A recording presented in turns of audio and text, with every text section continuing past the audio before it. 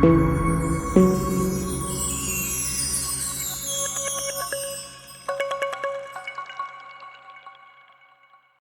বন্ধুরা, welcome to unique sports. আবার একটা নতুন ভিডিও নিয়ে চলে এসেছি। তো বন্ধুরা, আজকের এই ভিডিওতে মোহনবাগানের পরবর্তী ম্যাচ অর্থাৎ এএফসির যেই ম্যাচটা রয়েছে সেই ম্যাচের প্লেয়িং 11 মোহনবাগানে কেমন হতে পারে সেই সকল বিষয় নিয়েই আলোচনা করতে চলেছি আজকের এই ভিডিওতে।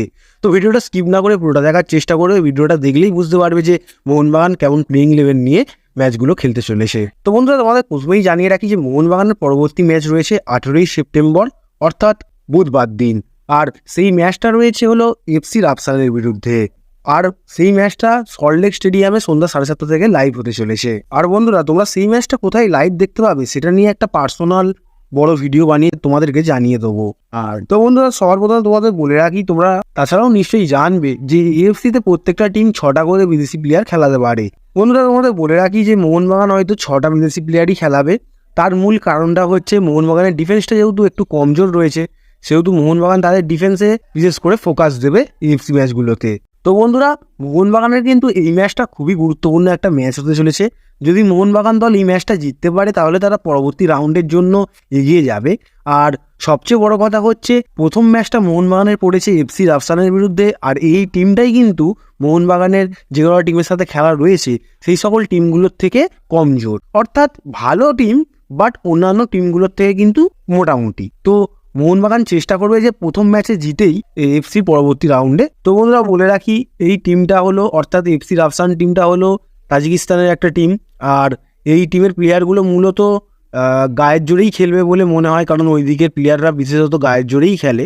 সো মারপিট দেখতে পেতেই পারি, কারণ তারা খুবই শক্তিশালী হয়। তো বন্ধুরা, টিম এবং টিমের প্লেয়ারের মার্কেট ভ্যালু কম এফসি রাফসানের, কিন্তু প্লেয়ারদের প্রদর্শন যথেষ্টই ভালো। তো বন্ধুরা, আশা করা যাচ্ছে যে মোহনবাগান দল খুবই ভালোভাবে খেলে এই এফসি রাফসানকে হারিয়ে দেবে এবং 3 পয়েন্ট নিতে চাইবে, কারণ যেহেতু হোম গ্রাউন্ডে খেলা রয়েছে। সো প্রথম ম্যাচটা জিততেই চাইবে মোহনবাগান দল, আর জেতাও উচিত যেহেতু একটা হোম অ্যাডভান্টেজ থাকবে। তো বন্ধুরা, মোহনবাগানের পরবর্তী ম্যাচগুলো কিন্তু এই প্রথম ম্যাচের থেকে অনেকটাই টাফ হবে, কারণ তাদের প্রতিপক্ষগুলো কিন্তু তখন আরও শক্তিশালী হয়ে যাবে। সো সেগুলো জেতা একটু টাফের হতে পারে, বাট প্রথম ম্যাচটা জেতাটা অতটাও কঠিন হবে না যদি ভালোভাবে তারা খেলে। সেই জন্য মোহনবাগান চাইবে যে প্রথম ম্যাচটা জিতে এএফসির রাউন্ডটা শুরু করুক। তো বন্ধুরা, সবার প্রথমে এফসি রাফসান টিমটা নিয়ে কিছু আলোচনা করি, বা টিমটার প্লেয়িং 11 কেমন হতে পারে সেটা তোমাদেরকে জানাই। আর বন্ধুরা, তোমাদের বলে রাখি এই এফসি রাফসান টিমটা 4-2-3-1 পজিশনে খেলতে বেশি পছন্দ করে। তো বন্ধুরা, তাদের গোলকিপারে থাকছেন ইউক্রেনের গোলকিপার ইয়েভগেন। তাদের সেন্টার ব্যাক পজিশনে খেলছেন দুটো প্লেয়ার, স্যামুয়েল উফরি এবং নাজারোভ। আর নাজারোভ হলেন এই টিমের ক্যাপ্টেন। তাদের লেফট ব্যাকে খেলবেন সাইদ কোনি আমেরোকন, আর রাইট ব্যাকে খেলবেন অ্যান্ড্রি মার্কোভিক। তাদের মিডফিল্ডে থাকছেন দুজন, অর্থাৎ ডিফেন্সিভ মিডফিল্ডে থাকছেন দুজন। একটা হচ্ছেন আজিজ বেক খাইতোপ এবং আরেকজন হচ্ছেন ডেভিড মায়ুতুর। তাদের অ্যাটাকিং মিডফিল্ডে থাকছেন সালাম।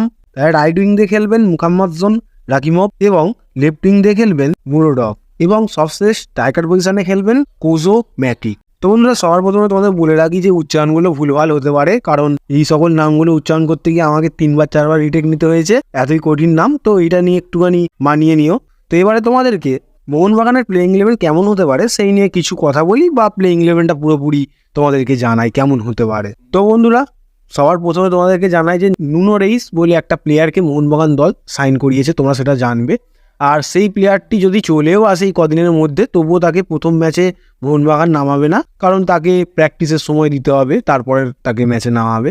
সো তাকে বাদ দিয়েই প্লেয়িং 11টা তোমাদেরকে জানাবো। আর বন্ধুরা, আজকের এই ভিডিওতে তোমাদেরকে দুরকম প্লেয়িং 11 জানাতে চলেছি, মানে দুরকম ফরমেশনের প্লেয়িং 11।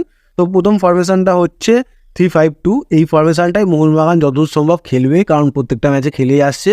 আর এই কোচ মলিনার ফেভারিট পজিশন বলতে পারো তোমরা। তো এই ফরমেশনে খেলা হলে মোহনবাগানের গোলকিপারে থাকবেন বিশাল কাইত, অ্যালবার্তো রড্রিগেজ মাঝখান দিয়ে খেলবেন ডিফেন্সের, আর ডিফেন্সের ডান দিক দিয়ে খেলবেন টম এলড্রেড, এবং ডিফেন্সের বাঁ দিক দিয়ে খেলবেন সুভাশিস বোস।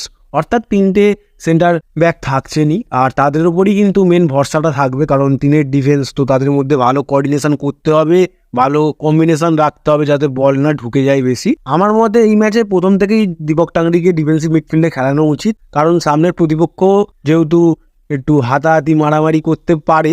সো দীপক টাংরি তেমন টাইমেরই প্লেয়ার, তো দীপক টাংরিকে খেলানোই উচিত এই ম্যাচে প্রথম থেকে। কারণ বন্ধুরা, আমরা অস্ট্রেলিয়ার ম্যাচে দীপক টাঙ্গরির পারফরমেন্স দেখেছিলাম, কারণ তিনি সেই ম্যাচে যথেষ্ট ভালো পারফরমেন্স করেছিলেন, শুধু খেলার মাধ্যমে নয় ফিজিক্যালিও। আর বন্ধুরা তোমাদের বলে রাখি যে ডিফেন্সিভ মিডফিল্ডে আমি দুজনকে রাখবো, দীপক টাঙ্গরি আর আপুইয়া। আপুইয়াকে রাখার মূল কারণটা হচ্ছে আপুইয়া শুধুমাত্র ডিফেন্সিভের জন্য কাজে লাগবে না, তিনি অ্যাটাকের জন্যও অনেকটা হেল্প করবে মোহনবাগানকে। আর তাছাড়াও তিনি টেকনিক্যালি খুবই স্ট্রং একটা প্লেয়ার, ফিজিক্যালি অতটা না হলেও। এবারে তোমাদের বলি, অ্যাটাকিং মিডফিল্ডে খেলবেন গ্রেগ স্টুয়ার্ট, লেফট উইং দিয়ে খেলবেন লিস্টন কোলাসো এবং রাইট উইং দিয়ে খেলবেন আশিস রায়।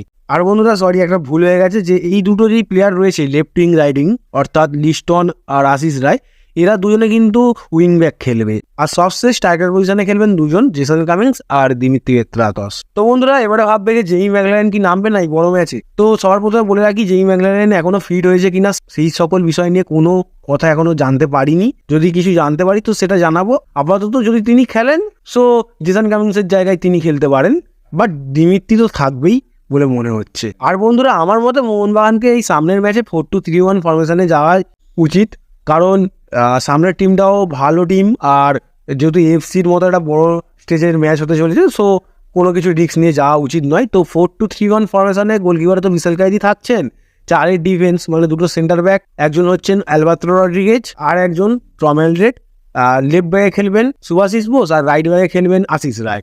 আর মাঝ মাঠে থাকছেন দুজন, অর্থাৎ সেন্টার ডিফেন্ডিং মিডফিল্ডে থাকছেন দুজন, আপুইয়া আর দীপক টাঙ্গরি। আর তোমাদের অ্যাটাকিং মিডফিল্ডার হিসাবে আমি থাবাকেই খেলাবো, আর মোহনবাগানও হয়তো থাবাকেই চান্স দেবে। আর তিনটে মিডফিল্ডে যাওয়ার মূল কারণটা হচ্ছে যে ম্যাচের কন্ট্রোল নেওয়ার জন্য মিডফিল্ডার কিন্তু অনেকটাই শক্তিশালী হওয়া উচিত। সো মিডফিল্ডে তাই তিনজন খেলাচ্ছি। আর থাবাকে কিন্তু অ্যাটাকিং মিডফিল্ড বলা যাবে না, কারণ ডিফেন্সিভ মিডফিল্ডের ভূমিকাটা থাকবে হলো দীপক টাঙ্গরির উপরে, আর সেন্টার মিডফিল্ডের ভূমিকা থাকবে থাপা আর আপুইয়ার ওপরে। রাইট উইং দিয়ে খেলবেন গ্রেগ স্টুয়ার্ট, লেফট উইং দিয়ে দিমিত্রি পেত্রাতস, আর স্ট্রাইকার পজিশনে জেসন কামিন্স, বা যদি ম্যাকলারেন ফিট থাকেন তো ম্যাকলারেন। তো এই ফরমেশনটাই বেস্ট হবে বলে মনে হচ্ছে, কারণ একটা হাই লেভেলের ম্যাচ আর একটা বড় স্টেজের ম্যাচ, তো রিস্ক নেওয়ার কোনো দরকার নেই। এবার মোহনবাগান কি করে সেটা তাদের বিষয়, তো বলতে পারছি না। তো বন্ধুরা মোহনবাগানের কিন্তু এখন সবচেয়ে বড় চিন্তার দিক হচ্ছে দিমিত্রি পেত্রাতসকে নিয়ে, কারণ তোমরা সকলেই জানবে যে মোহনবাগানের গত দুটো সিজন বলো বা আইএসএলের গত দুটো সিজন বলো, সেই দুটো সিজনে কিন্তু তিনি দুর্দান্ত পারফরমেন্স করেছেন এবং সেরা প্লেয়ারও হয়েছেন। তো তিনি এই মুহূর্তে কিন্তু খুব একটা ফর্মে নেই বলেই মনে হচ্ছে, বাট তার মতো বড় প্লেয়ারের ফর্ম থাকুক আর না থাকুক, টিমে থাকলে অনেকটাই টিমের হেল্প হবে। কিন্তু এটা একটা চিন্তার বিষয়, দিমিত্রি পারফরমেন্স করতে পারে। সো এবার দেখার বিষয় হচ্ছে যে তিনি কবে ফর্মে ফিরবেন, না হলে কিন্তু মোহনবাগানের অনেকটাই চিন্তায় পড়তে হবে। তো বন্ধুরা আজকের ভিডিওটা এতটুকুই, ভালো লাগলে লাইক করে দাও।